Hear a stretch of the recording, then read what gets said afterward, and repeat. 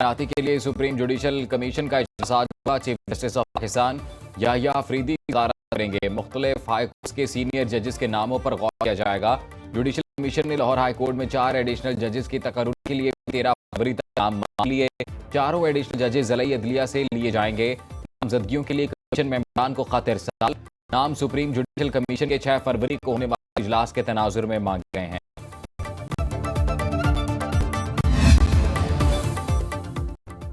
रहनुमा पाकिस्तान तहरीक-ए-इंसाफ बैरिस्टर अली जफर ने supreme judicial commission का इजलास मौखूफ करने की दरखास्त कर दी। अली जफर ने चीफ जस्टिस ऑफ पाकिस्तान को खत लिख दिया।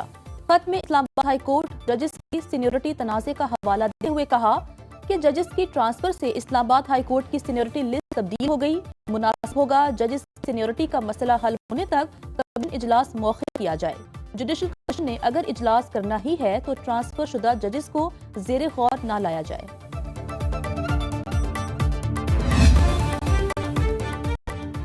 मुल्क की मुख्तलिफ बार काउंसिल्स की जानिब से सुप्रीम जुडिशल कमीशन की हिमायत का ऐलान। Supreme court bar association, Pakistan bar council, Punjab bar council, Khyber Pakhtunkhwa bar council, Balochistan high court bar और Sindh high court bar association ने मुश्तरका एलामिये में हड़ताल को मुस्तरद कर दिया। एलामिये के मुताबिक कानूनी बरादरी के मुंतखब नुमाइंदे अदलिया की आज़ादी के साथ खड़े हैं। जुडिशल कमीशन के इजलास के मौके पर इंतशारी लोगों की कॉल को हम यकसर मुस्तरद करते हैं। 26 में आईनी तरमीम कानून के मुताबिक मंजूर हुई।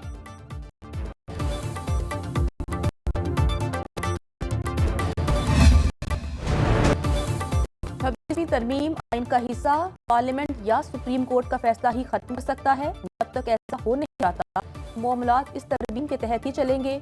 जस्टिस मोहम्मद अली मज़हर ने बेंच इख्तियारात केस में 20 सफ़हात पर मुश्तमिल नोट जारी कर दिया। लिखा 26वीं तरमीम में सब कुछ खुली किताब की तरह वाज़ेह है। अदालत आंखें और कान बंद नहीं कर सकती। केस फुल कोर्ट में भेजने की दरख्वास्त का मेरिट पर फैसला होगा। कवानीन के आईनी या गैर आईनी होने का जायजा सिर्फ आईनी बेंच ले सकता है। किसी रेगुलर बेंच के पास आईनी तशरीह का इख्तियार नहीं। जस्टिस मंसूर और जस्टिस अकील अब्बासी के हुक्मनामे दुरुस्त तौर पर वापस लिए गए। बुनियादी हुक्मनामों के बाद की सारी कार्रवाई बेवकूफ़ है।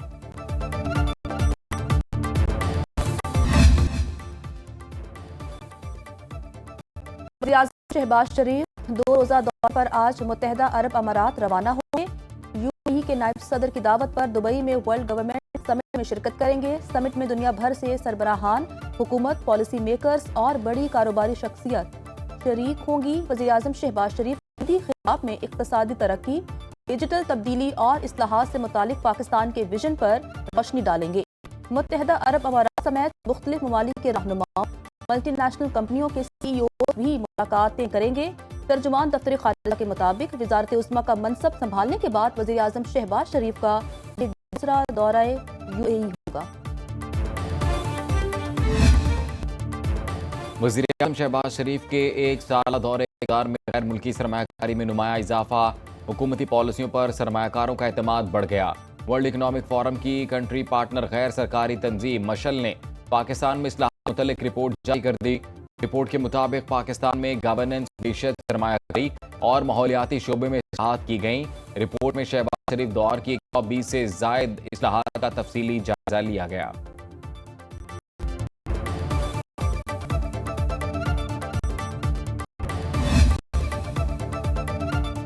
IMF मिशन की गवर्नेंस और करप्शन के जायजे के लिए पाकिस्तान आमद। वज़ारत खजाना का कहना है IMF की रहनुमाई और तकनीकी इमदाद से बेहतर तर्ज हुक्मरानी और पब्लिक सेक्टर की शफाफियत और एहतसाब के फ़रोग में मदद मिली है।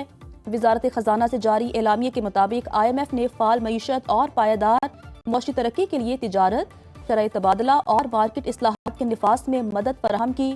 सरकारी शोबे की कारकर्दगी और एहतसाब को बेहतर बनाना और बदउनवानी से निपटना हुकूमत पाकिस्तान की अवलीन तरजीहात में शामिल है।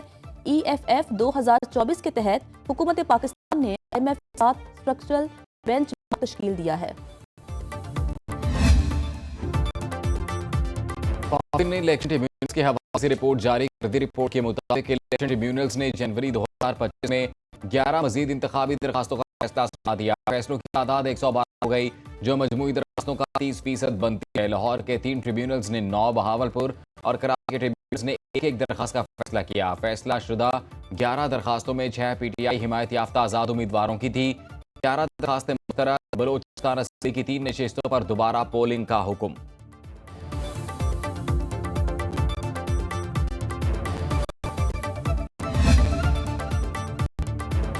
अवाम 9 मई और 26 नवंबर के इंतशारियों को पहचानते हैं। वजीर इत्तलात तारड़ की तहरीक इंसाफ पर कड़ी तनकीद। लाहौर में तकरीब से खिताब में कहा, तहरीक इंतशार वाले पाकिस्तान मुखालिफ एजेंडे पर काम कर रहे हैं। कौम फैसला कर चुकी, वो तामीर और तरक्की के रास्ते पर है। वजीर इत्तलात पंजाब अज़मा बुखारी ने तहरीक इंसाफ का सवाबी जलसा फ्लॉप शो करार दे दिया। कहा, केपी की आवाम ने बानी तहरीक इंसाफ की इंतशार और जलाओ घेराव की सियासत को मुस्तरद कर दिया। जुनेद अकबर अपने पहले इम्तिहान में ही बुरी तरह फेल हो गए। खैबर पख्तूनख्वा के मशहूर इत्तलात बैरिस्टर सैफ कहते हैं, सवाल में जलसा कामयाब रहा। अवाम हकीकी आज़ादी के लिए तहरीक इंसाफ के साथ हैं। वज़ीर आला खैबर पख्तूनख्वा अली अमीन गंडापुर को हटाने के लिए मुखालिफ ग्रुप सरगर्म। तहरीक इंसाफ में इख्तलाफात का लावा पड़ने के करीब। ज़राए के मुताबिक आतिफ खान ग्रुप ने अंदरून खाना वज़ीर आला अली अमीन गंडापुर को हटाने के लिए नाराज धड़े से मुलाकातें शुरू कर दी। पार्टी के सूबाई सदर जुनेद अकबर हफ्ते बानी पीटीआई से मुलाकात करेंगे।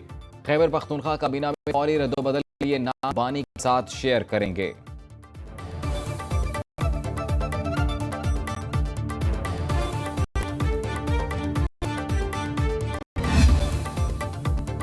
वज़ीर आला केपी अली अमीन गंडापुर का कहना है, बानी तहरीक इंसाफ से जब मुलाकात हुई तो उन्होंने मुझसे नाराजगी की कोई बात नहीं की। इनके दिल में क्या है इस पर मैं कुछ नहीं कह सकता। मुझे बानी तहरीक इंसाफ से मुलाकात की इजाजत नहीं दी जा रही, इसलिए बानी की नाराजगी के बारे में कुछ नहीं कह सकता। सहाफ़ी जेल समात में जाते हैं, बानी तहरीक इंसाफ से खुद पूछ लें वो मुझसे नाराज हैं या नहीं। अली अमीन गंडापुर का कहना था, अगर हुकूमत हमारे मुतालिबात पूरे करती है तो मुज़ाकरात दोबारा शुरू हो सकते हैं।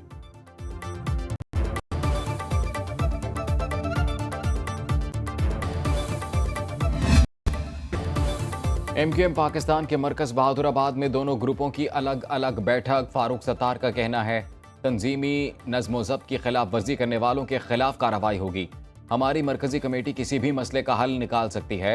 मुस्तफ़ा कमाल ने कहा, मुतहरिक MQM होगी तो लोगों के मसले हल होंगे। किसी के खिलाफ बात नहीं हो रही, मसले को जल्द हल किया जाए। जब मामला हल नहीं होता तो चीज़ें बाहर जाती हैं। गुज़िश्ता रोज़ बहादुराबाद मरकज़ पर मुस्तफ़ा कमाल और अनीस कायम खानी के खिलाफ एहतजाज हुआ था। गवर्नर कामरान टिसोरी पर पार्टी मामलात में मुदाखलत का इल्ज़ाम लगाया गया।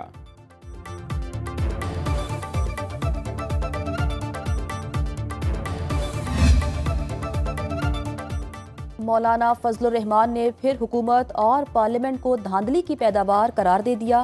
तख्त भाई में खिताब, बोले 8 फरवरी को इंतखाबात में बदतरीन धांधली हुई। मेरी पार्लियामेंट अवाम है, बिफरे अवाम सड़कों पर आएंगे तो जाली ऐवानों में जलजला बरपा होगा। कहा, हम सियासी जिहाद के रास्ते पर कायम हैं, मैदान में रहेंगे और तुम्हारे ऐवानों तक पहुंचेंगे। मौलाना ने अमरीकी सदर ट्रंप को दुनिया का सबसे बड़ा पागल कह डाला।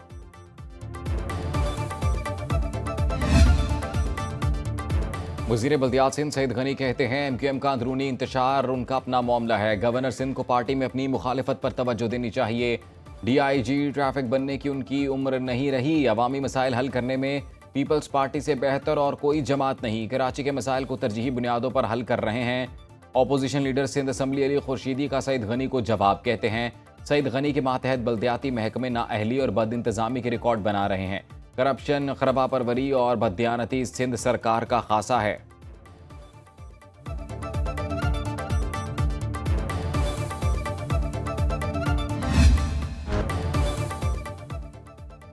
कराची मेट्रोपॉलिटन कॉरपोरेशन की तमाम पार्किंग साइट्स में फीस नहीं ली जाएगी। मेयर कराची मुर्तज़ा वहाब का शहरियों को तोहफा। कहते हैं, शहर की 160 मरकजी सड़कों में से 46 पार्किंग साइट से फीस वसूल नहीं की जाएगी।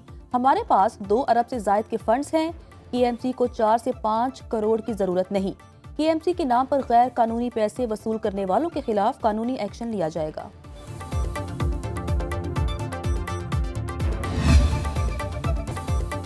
पाकिस्तान के बालाई इलाकों में बर्फबारी से मौसम ठंडा ठार। कालाम और पाराचनार में दर्जा हरारत नुक्ता इंजमात से भी नीचे गिर गया।